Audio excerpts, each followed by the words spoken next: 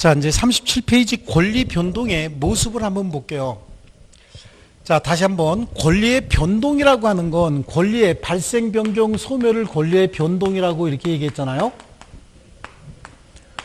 권리의 발생, 변경, 소멸을 권리의 변동이라고 했는데 이게 권리자 입장에서 봤을 때는 권리자는 권리를 취득하게 되고 권리가 변경이 되다 보면은 권리를 상실하게 되는 이런 과정이라고도 볼 수 있죠. 그래서 이걸 득실 변경이다 이렇게 얘기를 또 합니다. 그래서 권리의 변동은 이건 권리 자체로 봤을 때 발생, 변경, 소멸이고 권리자 입장에서 봤을 때는 득실 변경이다라고 해서 서로 막 섞어서 쓰기도 해요. 그러면 권리가 발생한다라고 하는 건 권리자 입장에서 권리를 취득한다 그런 얘기로 볼 수 있죠. 그럼 권리를 취득한다. 그 취득의 모습이 두 가지 형태로 나타납니다. 먼저 원시 취득이라고 하는 게 있습니다. 무슨 취득이라고 했죠? 원시 취득입니다. 제가 이렇게 말씀드릴게요. 원시 취득이다. 해보세요. 원시 취득이다. 예, 그래요. 왜 원시 취득이라고 했는지 조금 이따가 알려드릴게요. 자, 그래서 원시 취득이라고 하는 건 권리를 처음 만들어서 취득하는 걸 원시 취득이라고 해요. 그럼 혹시 갑이 땅을 가지고 있어요. 근데 이 땅에다가 갑이 건물을 처음으로 만들었다는 거죠. 얘가 신축을 했다는 거죠. 그럼 이 건물에 대한 소유권이 갑에게 처음으로 발생하죠. 누가 가지고 있던 권리를 승계받은 거예요? 아니면 없는 권리를 처음 만들어서 취득한 거예요? 없는 권리를 처음 만들어서 취득하는 거죠. 그래요. 이런 걸 원시 취득이라고 해요. 아시겠습니까? 그래서 원시 취득을 법률 용어로 얘기를 하면 타인의 권리에 기초함 없이 처음으로 권리를 취득한다라고 얘기를 해요. 이거 암기 안 됩니다. 절대. 그 대신 느낌 가지고 쭉 가져가시는 거예요. 타인의 권리에 기초함 없이 처음으로 만든다라고 하는 거예요. 아시겠죠? 타인의 권리에 의존해서 권리가 생기면 승계취득이에요. 타인의 권리에 의존해서 권리가 만들어지면 승계취득이에요. 근데 타인의 권리에 기초함 없이 처음으로 권리를 취득하는 걸 원시취득이다. 아우, 쉬운 말도 민법상 용어로만 바꾸면 어려워져. 하여튼 그렇죠. 그래요. 그래서 원시취득했는데 이 사람이 취득한 권리를 평생 지가 다 가지고 있느냐? 그게 또 아닐 수도 있어요. 그럼 다른 사람에게 승계시켜줘야 되지 않겠어요? 그럼 그렇게 해서 취득한 사람은 승계취득했다라고 얘기를 합니다. 승계취득은 타인의 권리에 기초해서 권리를 이어받는 걸 승계취득이다 이렇게 얘기를 합니다. 여기까지 이해가 되셨죠? 자, 이 승계취득의 형태는 크게 두 가지 형태로 나누어서 이전적 승계다라고 얘기를 합니다. 이전적 승계. 또 설정적 승계다 이런 얘기를 합니다. 설정적 승계. 아시겠죠? 이전적 승계, 설정적 승계 이렇게 얘기를 하는데 이전적 승계는 크게 두 가지 형태로 나눠서 포괄 승계가 있고 특정 승계가 있다라고 얘기를 합니다. 자, 포괄 승계는 용어 그대로 한번 볼게요. 포괄적으로 승계했다는 얘기는 전 권리자가 가지는 권리, 하자, 제한 하나도 빠짐없이 다 승계했다는 얘기예요. 특정 승계는 말 그대로 특별히 콕 찍어서 정해서 승계했다 그런 얘기거든요. 그러니까 자기가 승계하고 싶은 건 승계하고 승계하기 싫은 건 승계하지 않았다 그런 의미가 들어가는 겁니다.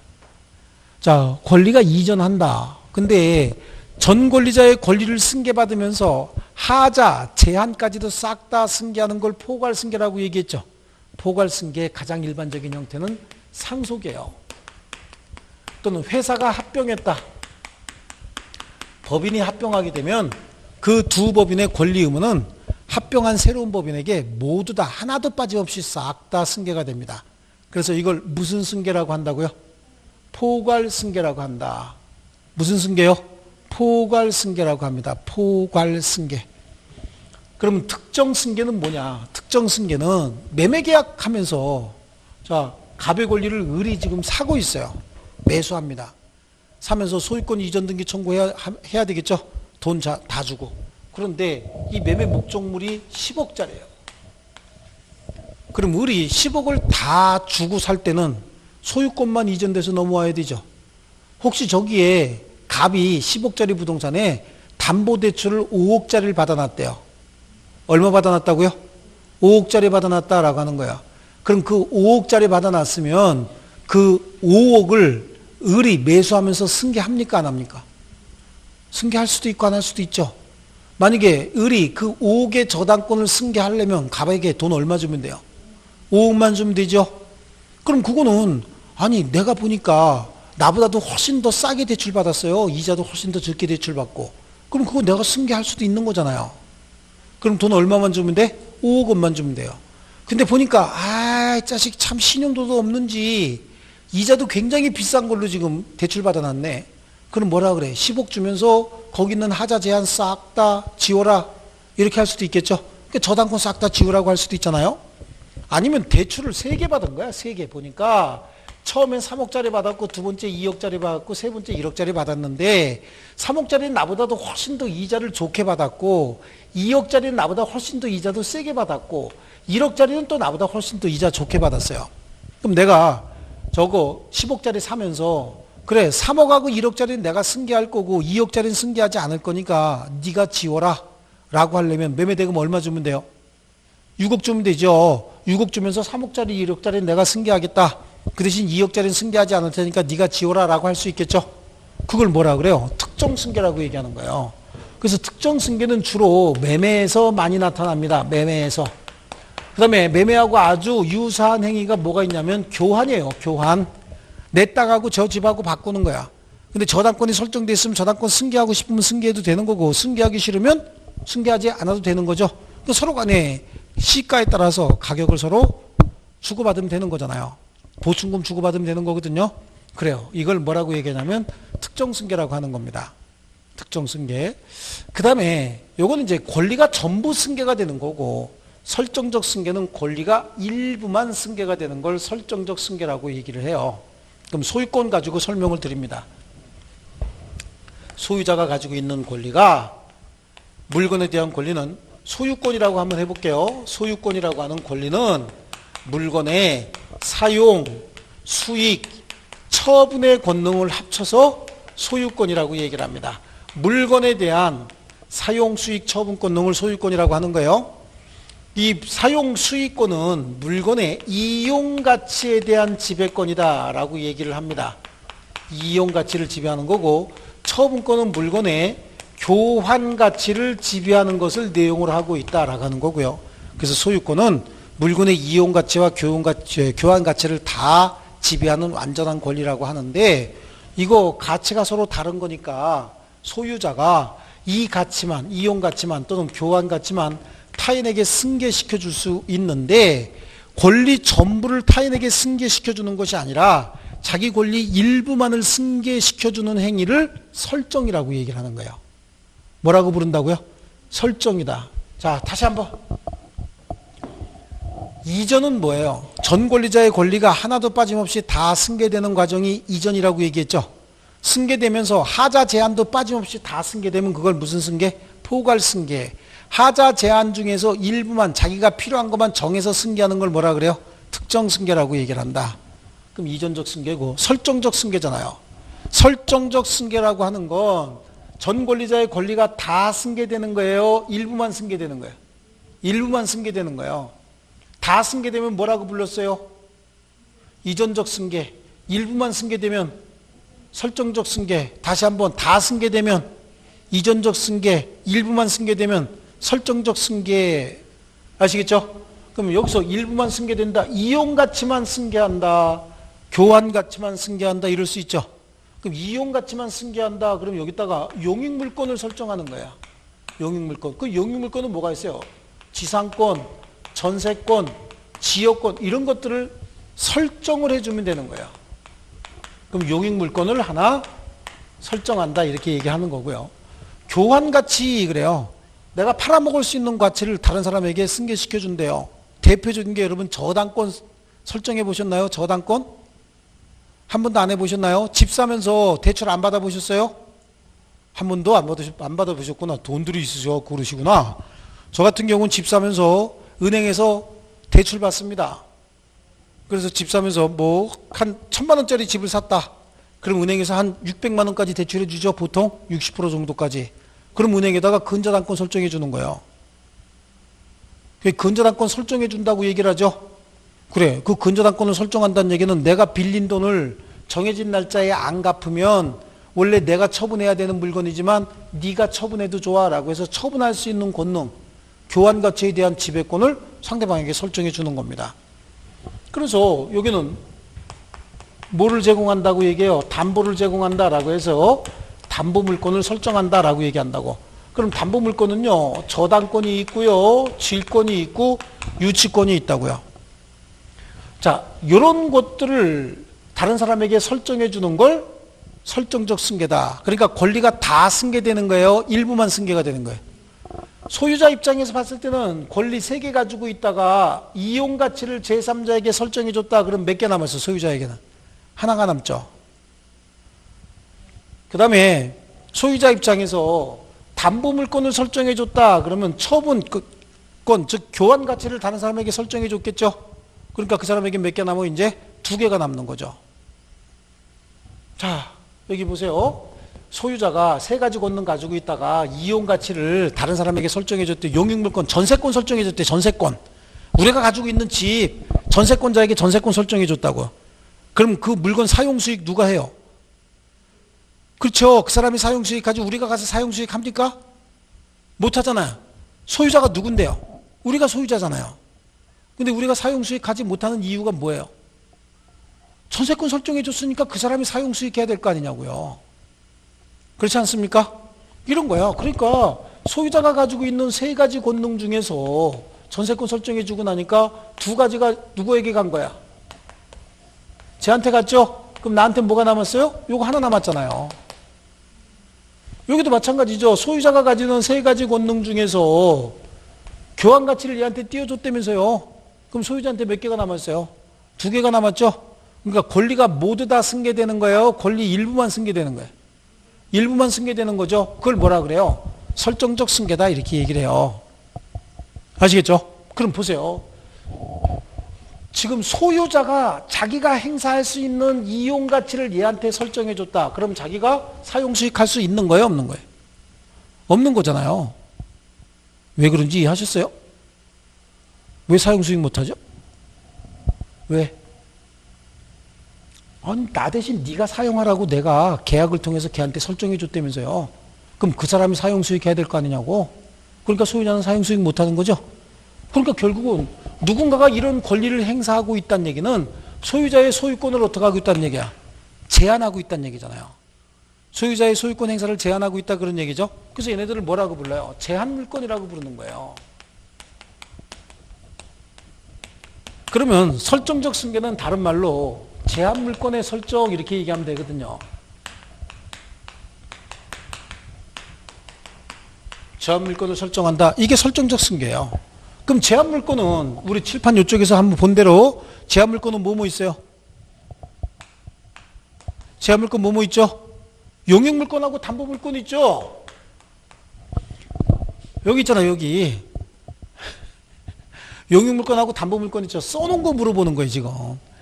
머릿속에 있는 걸 물어보는 게 아니고 지금 머릿속에 들어갈 것도 아무도 없어요. 아무것도 없어요. 여러분 괜히 혼자 욕심에 뭔가 머릿속에 넣으려고 하는데 안 들어가니까 그냥 가만히 보고만 계시다가 제가 질문하면 한 번씩 대답만 해보세요. 그럼 자동적으로 들어간다고. 넣으려고 그러면 절대 안 들어가요. 그냥 가만히 보고 있다가 한 번씩 대답하면서 머릿속으로 한 번씩 반짝반짝 생각하면 그럼 자동적으로 들어가는 거예요. 아시겠죠? 네.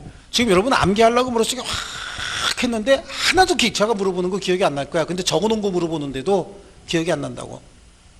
민법 처음에 접근할 때 항상 그래요. 여러분만 그런 게 아니라 다 그래요. 그럼 보세요. 다시 이쪽으로 올게요. 그럼 제한물권의 종류는 뭐가 있어요? 용익물권 아니면 담보물권이겠죠? 그래요. 여기서 용익물권 설정하거나 담보물권을 설정을 하는 겁니다. 용익물권은 지상권이 있고요. 전세권이 있고요. 저당권이 있다라고 얘기를 해요. 담보물권은요. 저당권, 저당권 이거 지역권입니다. 죄송합니다. 전세권이 있고 여기 지역권이 있다 이렇게 얘기를 하고요. 담보물권에는요. 저당권이 있고요. 질권이 있고 유치권이 있다 이렇게 얘기를 해요. 아시겠죠? 소유권을 제한하는 물건들이죠. 요거 말고 이제 물건 하나 더 있는데, 그래서 물건을 8개가 있는데 그 8개 나중에 암기시킬 거거든요. 뭐라고 암기시키냐면 소, 지, 전, 지, 저, 질, 유, 점. 그래서 점권 하나 지금 얘기 안 하고 있거든요. 한번 해볼게요. 손가락 한번 펼쳐보세요. 소, 지, 전, 지, 저, 질, 유, 점. 해볼게요. 시작. 자, 소, 지, 전, 지, 저, 질, 유, 점. 해보세요. 다시. 소, 지, 전, 지, 저, 질, 유, 점. 해보세요. 소지, 전지, 저질, 유점. 여기 보고 해보세요. 다시 뭐라고요? 소지, 전지, 저질, 유점. 얘네들이 물건인 거예요. 물건의 종류. 소유권, 지상권, 전세권, 지역권, 저당권, 질권, 유치권, 점유권 이렇게 나눠지는 거예요. 그리고 여기 보세요. 소유권의 사용수익권능 중에서 사용수익권능을 다른 사람에게 설정해주면 지상권, 전세권, 지역권 설정한다고 얘기했죠. 소유권의 처분권능을 제3자에게 설정해주면 저당권, 질권, 유치권 설정한다고 그랬잖아요. 그러니까 얘들은 다 소유권의 일부 권능들이네. 큰일 났는데. 아시겠죠? 소유권의 일부 권능들이 다 이렇게 찢어져 나간 거잖아요. 그죠? 네, 그래. 이거 제가 전에 암기할 때 이렇게 얘기했어요. 소, 지, 누구와 전지, 누구는 저질이다, 얼굴에 점 있다 그랬어요. 영화배우 중에서 소지, 누구, 전지, 누구 다 얼굴에 점 있죠? 그래서 저질이에요. 얼굴에 점 있어서 저질이면 나는 상저질이에요. 얼굴에 점 무지하게 많거든요. 근데 실제로 그런 게 아니라 그냥 암기하시라고 이렇게 얘기한 거예요. 누구라고도 또 구체적으로 얘기 안 했죠? 그러면 이제 이렇게 해서 암기하면, 암기할 건 제가 다 이렇게 해서 만들어 드려요. 절대 암기하지 마시고 그냥 듣기만 하셔야 돼요. 자, 조금 아까 얘기했죠? 소지 누구와 전지 누구는 얼굴에 점 있다, 저질이다. 소지, 전지, 저질, 유점 그랬죠? 한번 해보세요. 이제 그걸 연상하면서. 뭐라고요? 저질, 유점. 소지, 전지, 저질, 유점. 아시겠죠? 소지, 전지, 저질, 유점. 이렇게 합니다. 자, 이게 이제 제한물권 설정이고요. 이렇게 해서 갑의 권리가 을에게 다 승계가 됐다. 이게 을이라고 한번 해볼게요. 갑의 권리가 을에게 모두 다 승계가 됐다. 그럼 갑의 권리는 이제 소멸해야 되겠죠? 갑의 권리가 을에게 승계가 됐으면 갑의 권리는 이제 소멸해야 될 거 아니냐고요. 그렇죠? 그래서 갑의 권리는 이렇게 소멸하게 되는데, 이 소멸이 이것도 두 가지 종류가 있어요. 절대적 소멸이 있고요, 상대적 소멸이 있다라고 얘기를 합니다. 절대적 소멸, 상대적 소멸 이렇게 나눠집니다. 이 절대적 소멸이라고 하는 저 말은 갑의 권리가 한 번 소멸하게 되면 다시는 회복이 불가능한 걸 절대적 소멸이라고 해요. 어감으로 이해하시겠죠? 그러니까 절대적 소멸은 이 목적물이 내 건데 이 목적물이 바싹 부서져 버렸대요. 완전히. 그럼 이 목적물의 소유권도 완전히 없어져 버리죠. 다시 회복될 가능성이 있나요? 이걸 절대적 소멸이라고 합니다. 다시 회복될 가능성 없는 걸. 그러면 상대적 소멸은 뭐냐? 갑이 을에게 매매 계약을 통해서 소유권 이전 등기해 줬대요. 갑이 을에게 뭘 통해서 소유권 이전 등기해 줬다고요? 매매 계약을 통해서 소유권 이전 등기해 줬다 그랬죠. 그래. 그러면 갑의 소유권이 을에게 이전됐잖아요. 그럼 지금 현재 소유자 누구예요? 을이죠. 그러면 갑의 소유권은 소멸해야 되겠죠? 소멸해야 되는데 그 매매 계약이 무효 취소 해제가 됐다는 거야. 계약이 무효 취소 해제가 되면 소유권은 전 소유자에게 자동적으로 복귀하거든요. 다시 한번, 계약이 무효 취소 해제가 되면 소유권은 전 소유자에게 자동 복귀한다고. 그럼 이제 과정을 보니까 갑의 소유권이 을에게 이전됐다가, 그래서 갑의 소유권이 소멸했다가 계약이 무효 취소 해제가 되니까 소유권이 다시 되돌아왔죠. 이해되세요? 이걸 뭐라 그래? 상대적 소멸이다라고 하는 거야. 그러니까 이제 다시 한번 설명드리면, 절대적 소멸은 소유권이 다시 회복될 가능성이 없는 걸 절대적 소멸이라고 하고, 상대적 소멸은 지금은 소유권이 소멸했지만 다시 회복될 가능성이 있다. 이걸 뭐라 그래요? 상대적 소멸이다. 이렇게 얘기를 합니다. 아시겠습니까? 다시, 절대적 소멸이 뭐라 그랬어요? 그렇지. 한 번 소멸한 소유권이 다시 회복될 가능성이 전혀 없으면 절대적 소멸.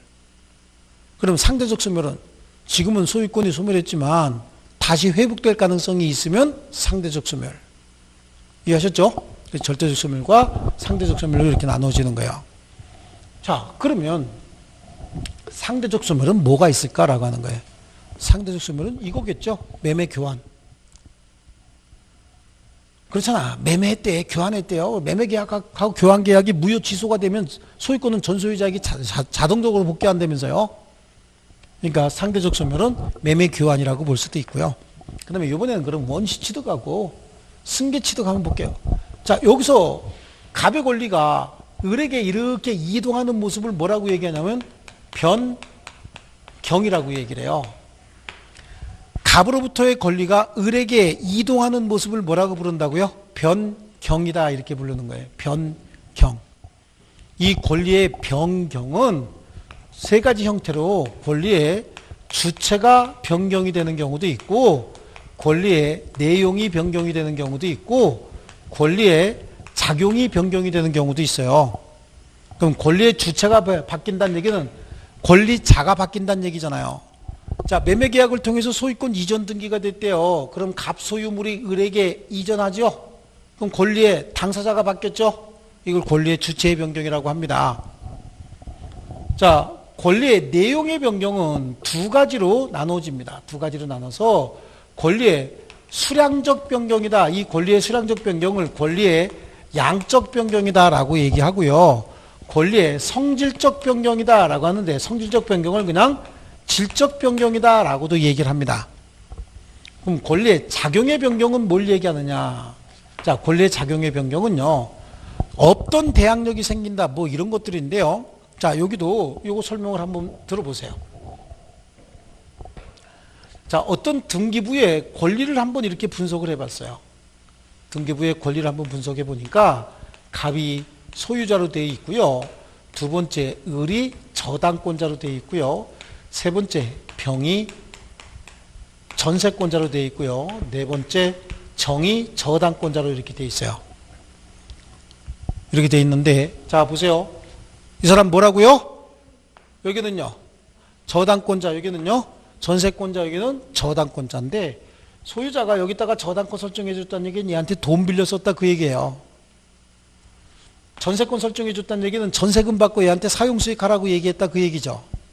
얘한테도 돈 빌렸습니다. 그러면 돈을 빌렸으면 갚기로 한 날 갖다 갚아야 되죠. 그래요 안 그래요? 갖다 갚아야 되죠. 근데 돈 안 갚으면 어떻게 돼? 저당권 실행 경매할 거 아니겠어요? 경매가 진행이 되겠죠. 경매가 진행이 되면요 어떤 저당권이 경매를 실행하든 경매가 진행이 되면 무조건 최선순위 저당권이 말소기준 권리가 돼요. 뭐가요? 최선순위 저당권이 말소기준 권리가 된다. 다시 뭐가요? 최선순위 저당권이 말소기준 권리가 된다. 그럼 여기서 최선순위 저당권이 어떤 거예요? 을저당권이죠. 을저당권이 말소기준 권리가 돼서 경매로 소멸할 때, 뭘로 소멸할 때? 경매로 소멸할 때 말소기준 권리는 뭐라고 얘기했어요? 최선순위 저당권. 나 이거 안 들어가면 안 되는데. 다시 한번. 경매로 소멸할 때 최선순위 저당권이 말소기준 권리가 된다. 그렇죠? 그럼 경매는 을이 실행할 수도 있고 전세권자 병도 경매 실행할 수 있거든요. 정이 경매를 실행할 수도 있어요. 그러면 정이 경매를 신청했대요. 정이. 그럼 말소기준 권리는 어떤 게 돼요? 그래, 을의 저당권이라고 했잖아요. 자, 다시 저당권 실행 경매가 이루어지면 누가 경매를 신청했던 관계없이 최선순위 저당권이 말소기준 권리가 되는 거예요. 아시겠죠? 그래서 이 권리가 말소기준 권리가 돼서 밑에 있는 권리는 싹 다 소멸하는 거예요. 전부 다 소멸합니다. 물론 경매가 실행이면 소유권도 당연히 소멸하는 거죠. 그러면 경락을 받은 사람은 아무것도 없는 깨끗한 권리를 승계받게 돼 있어요. 그럼 이 전세권자 이것도 소멸하잖아요. 전세권 이것도 소멸하죠?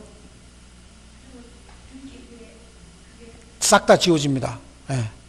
싹 다 지워져서 혹시 A가 경락받잖아요. 그럼 이거 다 지워진 상태에서 오는 거예요. 경매를 받게 되면은요. 싹 다 지워져. 이거 싹 다 지워지는 거예요.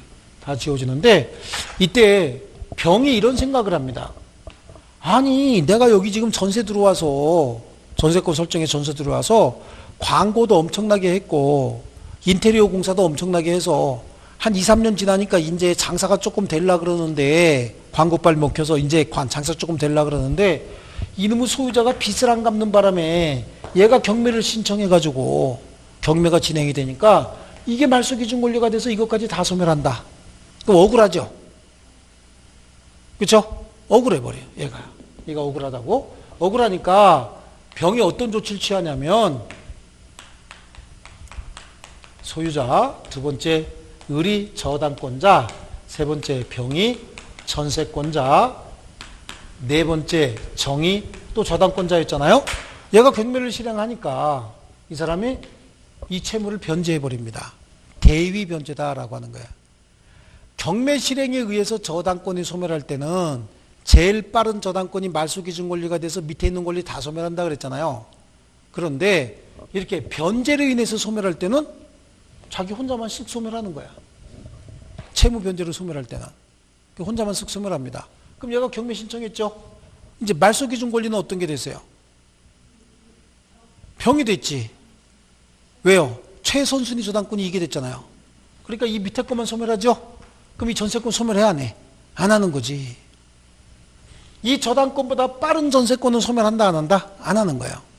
여기는 저당권이 먼저 있으니까 여기는 대항력 없이 그냥 소멸했는데 여기는 저당권이 소멸해버리고 나니까 가장 빠른 저당권이 뭐가 됐어요? 여기 됐잖아요.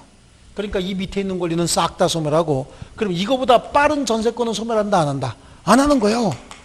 왜? 대항력이 생겨버렸어. 말소기준 권리는 여기가 돼버리니까 대항력이 생겨버렸어요. 그러니까 뭐가 바뀐 거죠? 작용이 바뀐 거죠. 그래서 그걸 뭐라고 얘기해요? 작용의 변경이다 이렇게 얘기하는 거예요. 이해하셨습니까? 자 다시 한번 권리의 주체의 변경은 뭐라 그랬죠? 권리의 주체의 변경? 권리 주체 변경은 소유자가 바뀌는 거예요. 권리 주체가 갑에서 권리 주체가 을로 바뀌었잖아요. 그냥 권리의 주체 변경이고요. 자, 권리의 작용의 변경은 조금 아까 여기서 얘기했잖아요. 작용의 변경. 작용의 변경은 여기는 전세권이 대항력이 없어요. 선순위 저당권이 소멸하니까 같이 소멸했죠. 이해되셨나요, 이거? 네. 여기는 보세요. 경매 실행으로 저당권이 소멸할 때는 최선순위 저당권이 경매 실행, 말소기준 권리가 되잖아요. 근데 여기서 정이 경매를 신청했더니 병이 앞에 있는 을의 저당권을 변제해버렸다고. 변제를 소멸할 때는 경매가 아니죠. 그러니까 자기 혼자 소멸해버렸어요. 그러니까 이 경매 절차에서 1순위, 가장 빠른 저당권은 이제 뭐가 됐어요? 정의 저당권이 됐잖아요. 그러니까 밑에 있는 권리만 소멸하는 거예요. 위에 있는 권리는 소멸해야 하네요. 안 하는 거거든요. 위에 있는 권리는 소멸하지 않습니다. 그러니까 이거는 소멸한다 안 한다? 안 한다. 여기는 소멸했잖아요. 전세권 남아있을 수가 없는데 여기는 전세권 소멸했습니까? 안 했습니까? 안 했습니다. 그러니까 작용이 달라졌죠. 그걸 뭐라고 얘기하냐면 작용의 변경이다 라고 얘기하는 거야. 이걸 뭐라고 얘기하냐면 저당권이 얘가 2순위 저당, 얘 1순위 저당권이고 여기 2순위 저당권이었죠. 네? 근데 여기 가니까 이제 얘가 몇 순위 저당권이 됐어요? 1순위 저당권이 됐잖아요. 저당권의 순위가 승진했죠. 자, 여기 보십니다. 자, 경매 실행으로 저당권이 소멸할 때는 뭐가 말소기준 권리가 된다 그랬죠? 예, 최선순위 저당권이 말소기준 권리가 된다. 그럼 이 상태에서 경매 실행이 됐대요. 그럼 말소기준 권리는 어떤 권리요? 을의 권리죠. 을의 저당권이죠. 여기서 경매 실행, 누가 경매를 실행하든 경매 실행으로 소멸할 때는 최선순위 저당권이 어떤 거예요? 을의 저당권이잖아요. 그러니까 밑에 있는 권리 싹 다 소멸하는 거예요. 얘가 말소기준 권리가 된다는 얘기는 얘가 중심 잡아서 밑에 있는 권리 다 소멸한다는 얘기예요. 여기 보셔야지. 그러면 당연히 밑에 있는 거 다 소멸하겠죠. 근데 여기 보니까 경매 실행했는데 전세권자가 이걸 변제해버렸다니까. 그럼 변제를 소멸할 땐 자기 것만 소멸하거든요. 그럼 경매가 진행되는 건 요 밑에 권리만 경매가 진행이 되지, 이건 경매 돼, 안 돼? 안 되는 거야. 왜? 최선순위 저당권이 어떤 게 됐냐고, 이제. 정의 저당권이 최선순위 저당권이 됐죠? 이해하셨어요? 아니, 지금 이해하셨냐고, 이거? 아직 이해 못 하셨나요? 못 하셨으면 질문 한번 해보세요. 질문 한번 해보세요.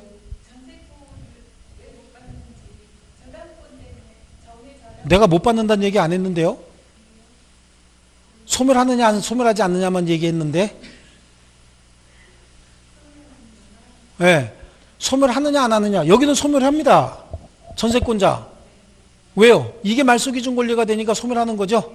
그러니까 내가 설명하지 않은 걸 생각하니까 어려워지는 거예요. 복잡해지는 거예요. 설명한 것만 들으셔야 되는데. 자, 다시. 여기 보세요. 이거 벌써 지금 10번째 설명하고 있는 거야. 자, 저당권이 여러 개가 있어요. 중간에 용익물권 전세권 같은 게 들어가 있거든요. 들어가 있는데 경매가 실행이 됐대요. 지금 자, 저당권이 여러 개가 설정이 돼 있고 경매가 실행이 되면 말소기준 권리라고 하는 게 있어요. 말소기준 권리는 기준 잡아서 밑에 있는 권리 다 소멸시키는 권리가 말소기준 권리예요. 그 말소기준 권리는 뭐가 된다 그랬죠? 최선순위 저당권이 말소기준 권리가 된다 그랬죠? 그래요. 최선순위 저당권 이거잖아, 이거. 뭐가 실행이 될 때? 경매가 실행이 될 때. 아시겠죠? 그래서 얘가 말소기준 권리가 돼서 밑에 있는 권리 다 소멸하니까 이것도 소멸하는 거예요. 전세권도. 그쵸? 근데 전세권자가 자기 인테리어 공사비나 이게 아까우니까 대신 변제해버린단 말이야. 값을 대신해서 그한테 채무를 변제해버려요. 그래서 변제를 소멸할 땐 자기만 소멸하는 거야. 그러면 경매 실행이 됐다라고 하면 이제 최선순위 저당권이 누가 돼버렸냐고. 정이 됐잖아요, 정이. 정이 최선순위 저당권이 됐으면 이 전세권은 말소기준 권리에 말소 권리에 포함됐어요, 안 됐어요? 말소기준 권리가 이게니까 이거 밑에 있는 것만 소멸하는 거지. 그럼 얘는 말소되는 권리에 포함됐습니까, 안 됐습니까? 안 됐지? 아니, 경매 지금 민법도 다 몰라요. 모르는데 이거 지금 이 정도 설명했으면 모를 내용이 아니에요, 지금. 그러면 여기서 이 전세권이라고 하는 건 원래는 전세권이 대항력이 없어서 소멸해야 되는 전세권인데 이렇게 변제했잖아요. 변제하게 되면 이 전세권 소멸해, 안 해? 안 하고 남거든요. 뭐가 달라졌냐면 대항력이 생겨버렸잖아요, 여기는요. 그래서 뭐가 바뀌었다? 작용이 바뀌었다라고 얘기를 하는 겁니다. 작용이. 그래서 저당권이 순위가 승진되다 보니까 여기 2순위 저당권이 1순위로 올라가다 보니까 없던 대항력이 전세권에게 생겨버렸거든요. 이걸 작용의 변경이다 이렇게 얘기를 합니다. 자, 그럼 이쪽으로 한번 다시 와서요. 이거 해야 될 거 되게 많은데. 자, 보겠습니다. 여기 권리의 설정적 승계는 용익물권을 설정하거나 담보물권을 설정하는 거라고 얘기를 했죠. 용익물권이나 담보물권 설정하는 거 얘기했는데, 그러면 소유자가 가지고 있는 세 가지 권능 중에서 하나, 둘, 세 개 권능 중에서 용익물권을 설정해 주고 나면 소유자에게 세 개 중에서 두 개 뺐으니까 하나만 남겠죠. 담보물권을 설정해 주면 세 개 중에서 하나 뺐으니까 몇 개 남았어요? 두 개만 남았잖아요. 이건 이해하세요? 이것도 이해 못해요? 소유자가 가지고 있는 이렇게 세 가지 권능 중에서 사용 수익권을 얘한테 설정해 줬대요. 그럼 소유자에게 몇 개가 남았어요? 한 개만 남았잖아요. 처분권을 얘한테 설정해 줬다. 그럼 소유자에게 두 개만 남았잖아요. 그래, 그러니까 설정적 승계로서 제한물권을 설정한다는 얘기는 권리가 수적으로 양적으로 바뀐다는 얘기예요. 그래서 이걸 권리의 수량적 변경이다 이렇게 얘기를 하는 거예요. 이해하셨습니까? 그러면 권리의 성질적 변경, 질적 변경이라고 하는 건 이게 뭘 얘기하느냐. 자, 물건의 급부 청구권이 손해배상 청구권으로 바뀌고 있어요. 자, 물건을 달랠 권리가 있어요. 물건을 달랠 권리가 뭘로 바뀌냐면 손해배상 청구권으로 바뀐다라고 얘기합니다. 이걸 성질적 변경이다라고 하는 거예요. 어렵긴 할 겁니다. 자, 암기하려고 그러면 안 된다니까. 자, 여기 보세요. 여기 이런 도자기가 하나 있대요. 이렇게 도자기가 하나 있는데 이 도자기를 5천만 원 주고 샀어요. 근데 이 실제 도자기 가격은 7천만 원짜리 도자기인데요. 아주 그냥 두 달, 세 달 떼굴떼굴 굴르면서 통 사정해갖고 5천만 원에 매수인이 샀어요. 뭐라고 했어요 제가 지금? 5천만 원에 매수인이 샀다고 얘기를 했죠? 그럼 저 도자기 얼마짜리 지금? 5천만 원짜리잖아요. 저 5천만 원짜리를 그냥 손으로 들고 가기가 좀 아까우니까 어떻게 했냐면 돈은 다 줬습니다 지금. 매도인 보고 잠깐만 가지고 계세요. 그러고 나가갖고 그 카메라 같은 거 담는 통 있잖아요. 철제통. 에? 카메라 같은 거 담는 철제통을 하나 만들어 갖고 와서 왜? 안전하게 들고 가려고. 통을 하나 갖고 와가지고 아우 통 갖고 왔네요. 그랬더니 매도인이 아이고 잘 되셨다고 그러고 들고 가다가 넘어졌어요. 그래서 폭삭 다 깨졌다고. 그러면 5천만 원 주고 산 물건을 매도인이 넘어지는 바람에 깨트려 먹었죠. 그럼 여러분이 매수인이라 그러면 어떡할 겁니까? 예? 깨진 물건 그냥 달라고 할 겁니까? 그러면요. 그렇지. 물건으로 달라 그럴 수는 없잖아. 이제 물건이 깨졌으니까요. 그러니까 뭐로 달라 그래요? 손해배상 청구해야 되겠죠? 손해배상 청구권 세 글자로 줄이면 뭐예요?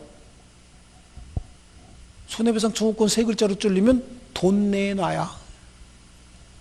아시겠습니까? 그러니까 물건으로 달랠 권리가 뭐로 달랠 권리로 바뀌었어요? 돈으로 달랠 권리로 바뀌었다고. 그러니까 권리에 뭐가 바뀌었어요? 성질이 바뀌었다고. 아시겠습니까? 자, 이게 이제 권리 변동의 모습이다. 권리 변동의 모습 원래 10분에 다 끝나는 건데 여긴 지금 45분 설명을 했어요. 아니 이게 뭐가 어렵죠? 여러분이 내가 설명 안 한 걸 막 머릿속으로 생각을 하고 그러니까 그래요. 자, 우리 37페이지 한번 볼게요. 권리 변동은 37번 2번의 권리 변동의 모습 보이죠? 권리 변동은 권리의 발생 변경 소멸로, 이게 권리자 입장에서는 권리의 취득 변경 상실로, 득실 변경으로 나타난다라고 얘기를 합니다. 한번 넘겨보실게요. 넘겨보시면 다음 페이지에 권리의 발생 중에서 권리의 취득, 그래서 절대적 발생을 원시 취득이라고 얘기하죠. 절대적 발생보다는 원시 취득이라고 훨씬 더 많이 이야기합니다. 그리고 이 원시 취득은 줄치려는 것만 줄칩니다. 원시 취득은 제가 아까 뭐라고 읽었을까요? 원시 취득. 어떻게 읽으라 그랬죠? 그렇죠. 원시 취득이라고 한다 그랬죠? 다시 한번 해볼게요. 뭐라고요? 원시 취득이라고 하는 거예요. 그 원시 취득은 두 번째 줄에 보시면요. 예컨대 그 뒤부터 보이죠? 예컨대 거기 보니까 신축 한번 해보세요. 뭐라고요? 신축 해봐요. 신축, 건물을 하지 말고 신축. 그 신축에 의해서 건물의 소유권 취득하는 거 있죠? 다시 한번 뭐라고요? 신축, 원시 취득입니다. 발음이 똑같죠? 그 다음에 선점, 선점은 앞에 무주물 선점이에요. 써놓으세요. 선점만 써놓으면 안 되는 거야. 무주물 선점. 무주물, 소유자가 없는 동산 있죠? 소유자가 없는 동산을 선점하게 되면 소유권이 생겨버려요. 소유권이 처음 생기는 거예요. 그래서 무주물 선점할 때 선점, 선점. 그 다음에 습득, 습득 앞에 유실물 습득 써놓으세요. 유실물 습득, 유실물 습득. 그 다음에 발견은 앞에다가 매작물 발견 이렇게 해놓습니다. 매작물 발견. 그 다음에 선의 취득. 무슨 취득이요? 선의 취득이라고. 선의 취득 하지 마시고 선의 취득. 선의 취득. 그 다음에 시효 취득. 시효 취득. 자, 고개 들고 제 얼굴 잠깐 보세요. 여기 다 뭐 들어가 있어요? 스자 들어가 있죠? 스. 제가 얘기하는 게 원시 취득인가 아닌가 한번 잘 파악해 볼게요. 암기 다 됐어요. 암기 다 됐어. 이렇게 해서 암기할 때는 제가 시키는 대로 하시면 자동적으로 암기가 됩니다. 나머지는 절대 암기하지 마시라고요. 암기하면 나중에 물건 채권하면서 여기다 갖다 붙여야 될 걸 암기돼 있어서 이쪽에 갖다 붙인다라고 얘기하면 이해가 안 되고 암기가 되면요. 여기다 갖다 붙인다 그러면 맞는 것 같아요. 저쪽에 갖다 붙인다 그러면 맞는 것 같다고 암기만 하면 그래요. 이해를 하고 있어야 이건 여기다 붙이면 안 되는 것 같은데 라고 하는 느낌이 나온다고. 그러니까 절대 암기하면 안 되는 거예요. 민법은. 아시겠죠? 자, 그러면 원시 취득은 어떻게 읽는다 그랬죠? 원시 취득이라고 얘기했죠? 원시 취득이에요. 제가 얘기한 것 중에서 원시 취득이 아닌 건 아니라고 딱 엑스펙합니다. 원시 취득이 맞으면 오하고요. 아시겠어요? 자, 그러면 신축 건물의 소유권 취득. 원시 취득 맞죠? 그래요. 상속. 아니죠. 이 상속은 누가 봐도 원시 취득이 아니지, 이거는. 같은 시효자 들어갔다고 해서 그 원시 취득이라 그러면 안 되죠. 그렇죠? 무주물 선점. 맞죠? 유실물 습득.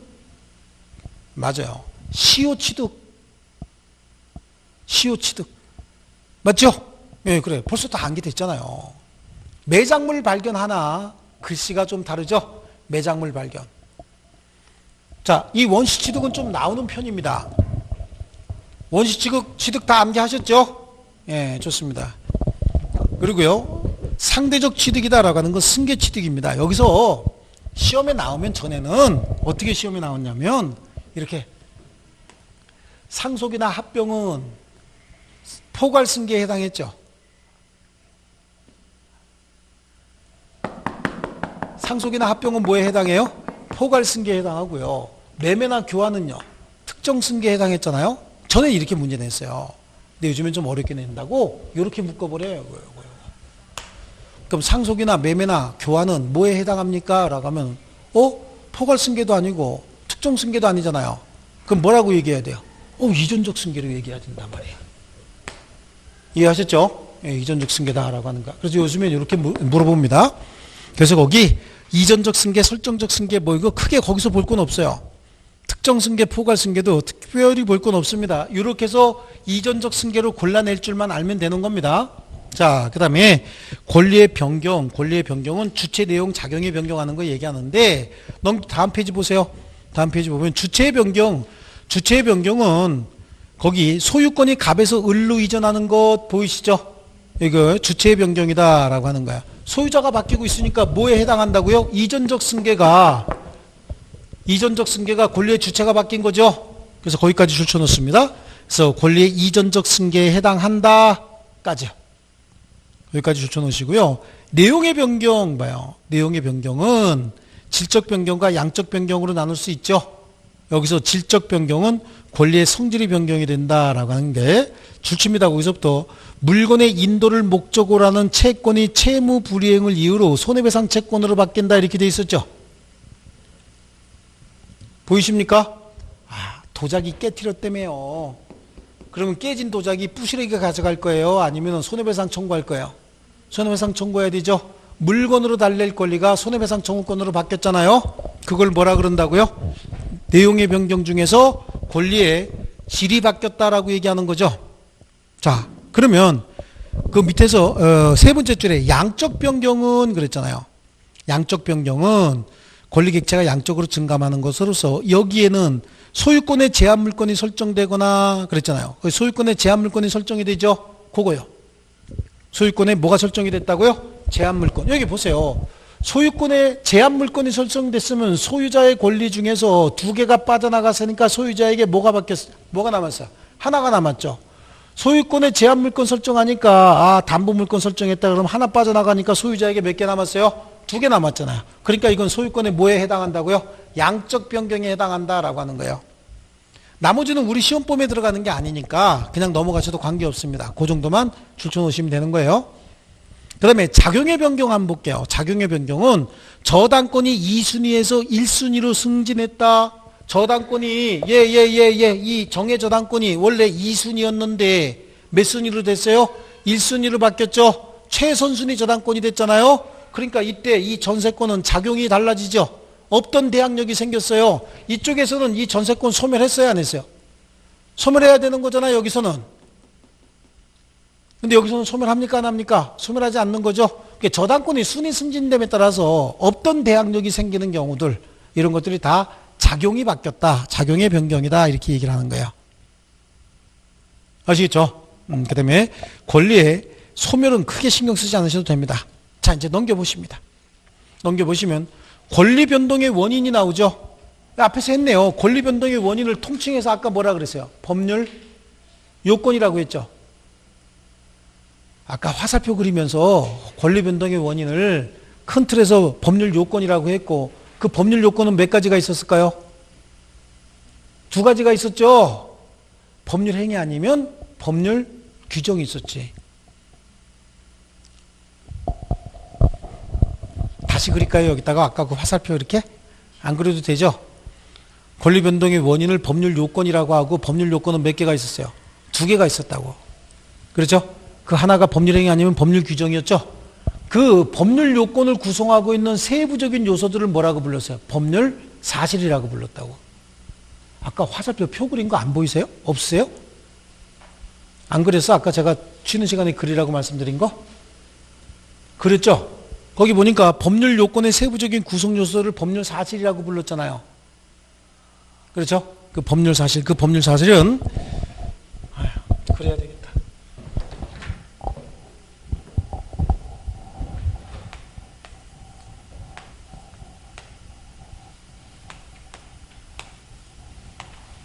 여기다가 권리 변동의 원인을 적을 거고, 여기에 세부적인 구성 요소를 적을 건데, 이 권리 변동의 원인을 법률 요건이라고 했고, 이 법률 요건의 세부적인 구성 요소를 법률 사실이라고 했고요.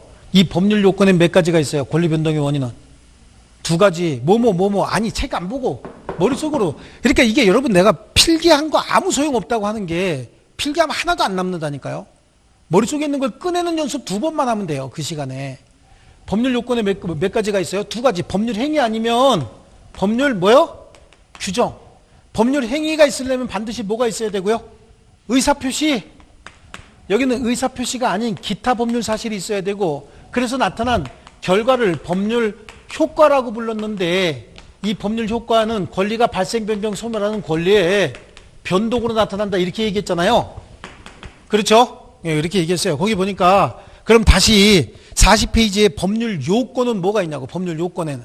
법률 요건은 지금 법률 행위 아니면 법률 규정이 있다. 그렇죠?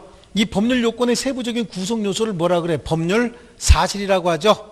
이 법률 사실은 법률 행위를 구성하고 있는 법률 사실엔 뭐가 있고요? 의사표시가 있고, 또 법률 규정의 구성 요소인 법률 사실은 의사표시가 아닌 기타 사실들이 필요한 거예요.